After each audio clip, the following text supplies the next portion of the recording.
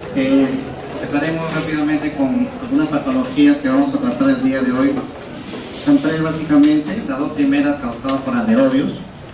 Y lo importante de estos temas es que básicamente, a diferencia de los exámenes de las patologías anteriores que ustedes han visto, los cuales usamos muchas veces estudios serológicos, estudios PCR, etc.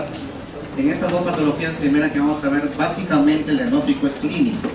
Y de eso depende de que ustedes tengan una alta sospecha para poder definir el caso de infecciones de este tipo. La primera patología que vamos a ver es básicamente la infección por Clostridium tetani. Recuerden, es un germen anaerobio que a veces se subdiagnostica, a veces se sobrediagnostica, y la verdad es que es relativamente sencillo cuando hay la alta sospecha clínica y uno investiga mucho la historia clínica. El antecedente, aunque 10 a 20% de los casos no hay un antecedente de un corte, de una pinchadura con un pulso cortante, sin embargo la mayoría sí refiere un corte como antecedente de una línea infectada, y a partir de ahí uno puede sospechar la probabilidad que tenga tétanos. Lo que sí hay que tener claro es que tenía una alta mortalidad y tiene hasta ahora alta mortalidad cuando se retrasa el diagnóstico o cuando afecta a pacientes de ambos extremos de la vida. ¿De acuerdo? Entonces, además es una enfermedad que se puede prevenir. Si realmente la cobertura de vacunación antitetánica fuese al 100%, realmente esta patología no habría casos o serían muy raros en nuestro medio. Entonces es importante reconocer el agente. Este bacilo tetánico o Clostridium tetani, también llamado bacilo de Nicolayea, es un bacilo no capsulado, anaerobio, gram positivo, móvil, formador de esporas, y estas esporas tienen una forma muy típica en alfiler o en raqueta de tenis. Hay una pregunta que he puesto por ahí donde describo la bacteria, así que sería bueno que estas características de la espora no se olviden. Estas esporas son muy resistentes incluso a temperaturas altas o a desinfectantes químicos. Hasta 60 minutos de ebullición puede resistir las esporas. Y entonces miren ahí al lado derecho de su pantalla esa forma como raqueta de tenis, que se puede ver las esporas de este germen. Es una fotografía y el reservorio está básicamente en el suelo, sobre todo en zona donde es de residuos de deposiciones de ganado, de animales, pero incluso el ser humano puede ser portador asintomático en el intestino grueso. Pero básicamente lo encontramos en el ambiente, y entonces cuando hacen lectura clínica para ver el diagnóstico, básicamente hay la historia de una persona que trabaja, por ejemplo, en un camal, en el hipódromo, hace trabajo de limpieza en alguna granja, etcétera, donde hay contacto con residuos, con heces de animales, y había una puerta de entrada, una solución de continuidad, el cual puede ser obviamente la puerta de entrada, y a partir de ahí el agente genera la enfermedad. Ojo, la bacteria no produce el daño directamente. La bacteria produce toxinas, dos principalmente, tetanolicina y tetanoespasmina. El segundo es el que causa el síntoma. No se sabe claramente cuál es el papel de la tetanolicina, aparentemente es inocuo, pero la tetanoespasmina es la que produce todos los síntomas que ustedes van a ver en las diapositivas, y que básicamente va a depender de la cantidad que ingresa al organismo para que haya la forma de presentación. Es obvio que a más cantidad van a haber las formas mucho más diseminadas y severas, con alta mortalidad, repito, cuando se retrasa el diagnóstico. ¿De acuerdo? Entonces claramente estoy mencionando ahí la tetanoespasmina, es el patógeno que causa básicamente, dije que es resistente, y esto básicamente lo que hace es producir estímulos en la placa mioneural, estímulos sonoros, auditivos, y esto genera contracciones involuntarias en la musculatura esquelética. De acuerdo a la cantidad de la toxina que ingresó, de acuerdo a la zona que está afectada, verán síntomas diferentes, pero básicamente es la toxina la que hace el daño por transporte en la médula ósea, es un transporte axonal retrógrado desde la zona de inoculación hacia el sistema nervioso central. ¿De acuerdo? Y entonces, si la toxina es localizada, de forma localizada, pero si la toxina alcanza el torrente sanguíneo, llega por nivel axonal, por vía hematógena, se disemina, y hay las formas generalizadas que clínicamente ustedes cuando lo ven nunca se van a olvidar en un caso de tétanos. ¿De acuerdo? Entonces, básicamente lo que hace la toxina es interferir con los neurotransmisores inhibidores. Si yo inhibo a los inhibidores, obviamente esto tiene un efecto excitativo, estimulante. Entonces lo que hace esta toxina estimula a la placa mioneural a producir contracciones involuntarias, repito, que pueden ser localizados o pueden ser generalizados.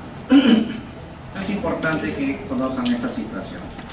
Y la verdad es que tienen que detectarlo prontamente porque puede haber una evolución rápidamente fatal, incluso en horas. Y depende de la cantidad. Hay un caso clínico que vimos hace poco, bueno, no hace como 3 años en Hipólito. El residente a las 8 de la mañana de la visita me dice que le habían reportado una sospecha de tétanos en emergencia. Fuimos a ver el caso, una paciente de 70 años venía de Cajamarca, el antecedente de un corte con una herida infectada en la pierna, y la señora estaba rígida con una tabla. Clínicamente le evaluamos definitivamente un tétano generalizado. Dejamos las indicaciones como el RP que va a al final del tratamiento. Aparentemente no le dieron importancia, a las 11 me llaman que se ha publicado, voy a ver, están informados del país. Por no seguir las indicaciones que vamos a ver más adelante de cómo se maneja correctamente un tétano generalizado. Pero básicamente viene de positiva, puede haber formas subagudas, agudas y sobreagudas, sobre todo cuando hay una producción bastante alta de la toxina, de la tetanoespasmina, que puede producir generalización incluso en menos de 24 horas. Y estas son las formas fatales que si retrasan el tratamiento, la mortalidad podría ser muy alta, sobre todo, repito, en extremo de la vida. Y eso pasó con el caso que le mencioné a la señora de más de 70 años que venían de provincia.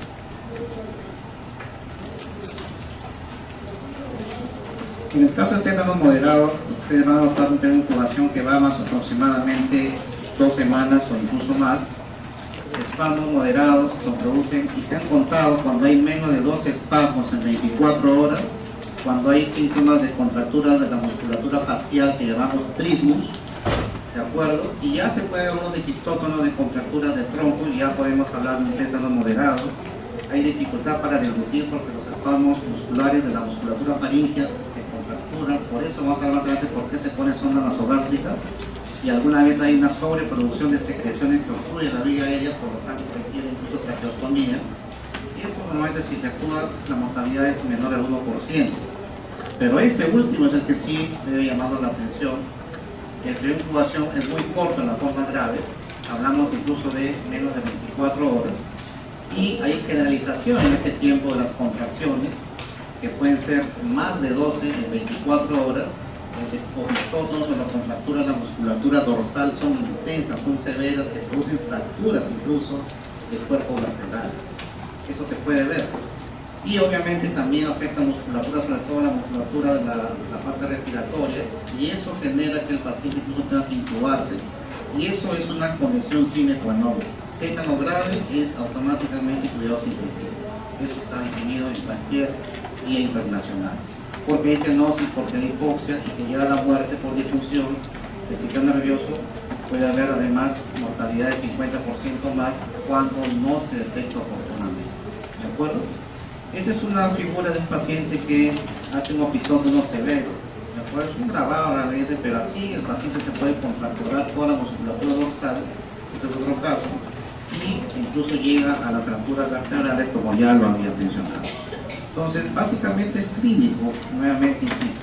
Y ahí están características, el tipo de progresión hay por grados en la severidad, y obviamente el grado 3 es la forma mucho más grave con peor pronóstico y con peor respuesta a la terapia de sedación y relajación.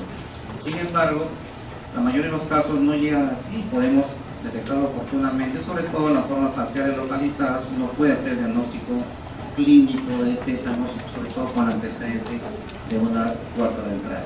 Aunque no la haya y hay un cuadro clínico o tiene un tipo de actividad laboral que tenga riesgo, siempre tengan en cuenta. Mi pregunta del examen, todas tienen que ver con algún tipo de riesgo laboral. Y he puesto ahí, según yo, que ir el tempódromo, que las caballerizas, un soldado, no sé, pongo situaciones de gente que pueda tener riesgo de haber tenido algún contacto con la bacteria. Entonces diagnosticamos, ya lo dije que es clínico. Si bien se puede hacer cultivos en medio anaerobio de la herida infectada buscando la bacteria, se puede buscar con pruebas bioquímicas la presencia de la bacteria, pero eso retrasa el diagnóstico y como ya dijimos, en 24 el paciente puede fallecer en las formas graves, entonces debe ser clínico. Y rápidamente por este motivo, por las complicaciones, el paciente tiene que entrar a cuidados intensivos si es grave.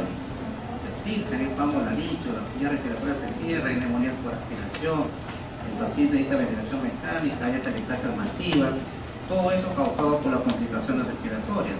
Trombosis venosa, ¿vale? ¿Por qué se usa también anticoagulación? O sea, todo lo que le voy a indicar tiene que ver con las complicaciones y hay que prevenirlas. No se debe tomar a veces se toma como si fuese algo muy leve, un tétanos realmente es algo grave y por eso insisto,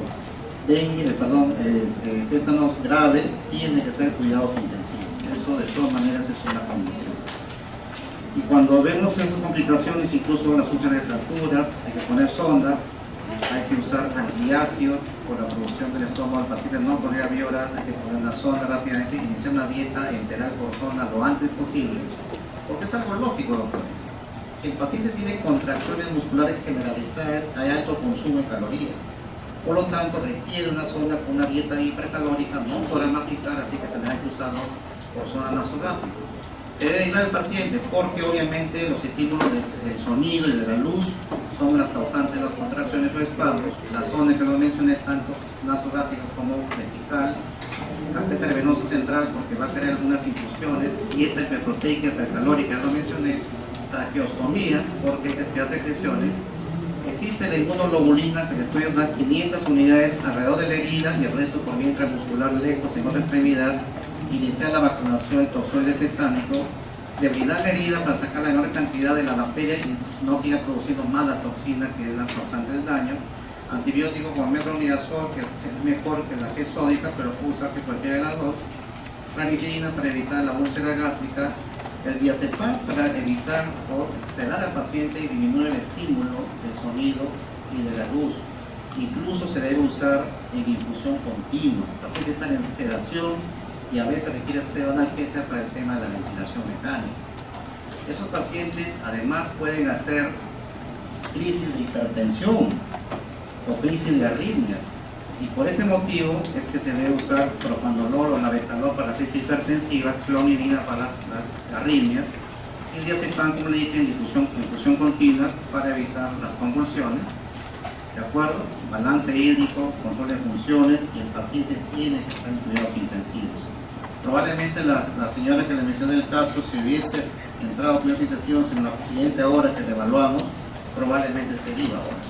Pero pasaron más de 4 horas de que dejamos las indicaciones, no hicieron nada de emergencia y lamentablemente no hizo. Como ven, esto es clínico.